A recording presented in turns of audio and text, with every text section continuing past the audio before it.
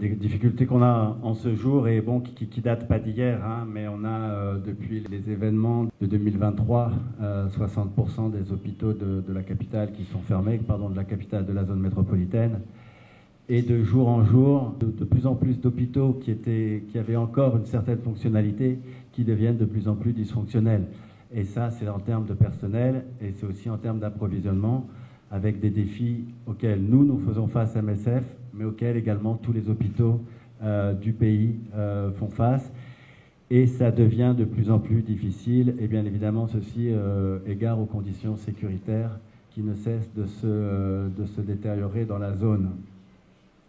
Et ça, c'est vraiment l'un des défis majeurs auxquels nous faisons face. Vous n'êtes pas sans savoir que nous avons récemment, donc le 8 mars, annoncé notre désengagement du centre d'urgence de Turgeot et de l'hôpital traumatologique de Carrefour. Ces deux centres médicaux qui étaient extrêmement liés l'un à l'autre, puisque l'un servait de point de référence à l'autre, tout comme le centre traumatologique de Tabar avec une trentaine de Carrefour avec une trentaine de lits, pouvait également alléger les taux d'occupation à Tabar. Et donc les deux centres qui sont maintenant dysfonctionnels ne font pas dysfonctionnels, mais qui sont maintenant fermés, ne font qu'alourdir les difficultés que toutes nos opérations peuvent ressentir.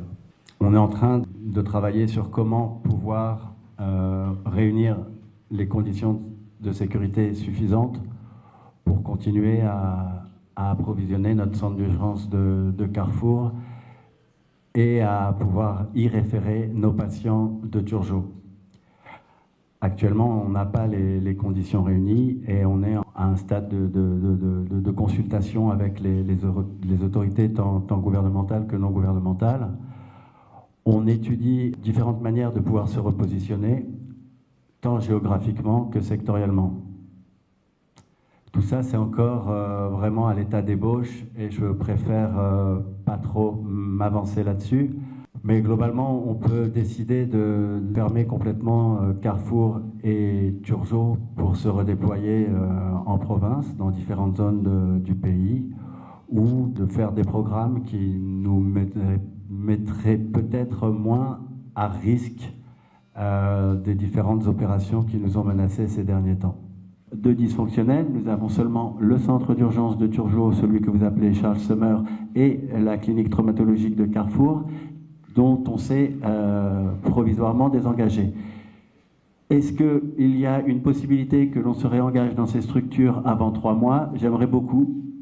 Si on s'aperçoit que les conditions sécuritaires sont réunies pour que nous puissions nous réengager, oui, bien évidemment. Maintenant, une fois encore, hein, comme je viens de le dire tout à l'heure, on souffre de beaucoup de choses. On souffre d'un problème de perception et on souffre de menaces sécuritaires sévères. Donc des tireurs se permettent de tirer des rafales sur un convoi de véhicules MSF clairement identifié. Ça envoie un certain message. Est-ce que c'est un message pour dire on ne veut pas de vous dans la zone? Est-ce que c'est un message on ne veut pas que vous traitiez des patients dans telle zone? Est-ce qu'on veut nous faire partir? On ne sait pas. Donc il y a des choses qu'on doit quand même mettre au clair. Et une fois encore, les garanties que nous aurons pour nous réinvestir dans ces zones-là, pour le moment ne sont pas là et pour le moment ne sont vraiment pas palpables. Par rapport au choléra, c'est une situation à court. Il y a des cas de choléra dans plusieurs sites. Comme vous le savez, il y a beaucoup de sites de déplacés. Il y a la promiscuité dans les sites. Il y a la saison des pluies aussi qui a commencé. On continue de recevoir des cas de choléra dans nos sites, notamment à Cité Soleil. Pas plus tard qu'hier, on a admis 10 cas suspects de choléra. On fait les premiers soins et on collabore avec les hôpitaux de la zone, notamment l'hôpital Fontaine. Et on essaie d'envoyer ces malades à l'hôpital Fontaine.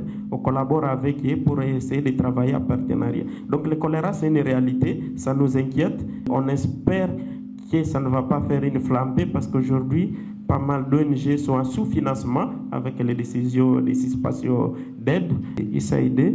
Et c'est des situations qui nous préoccupent. Tout ça mis ensemble, c'est ce qui me pousse à dire la population a besoin de MSF. On a l'avantage de ne pas avoir cette obligation d'avoir des institutionnels. Nous, nos aides sont des aides privées. Et on On n'est pas là avec bailleur de fonds.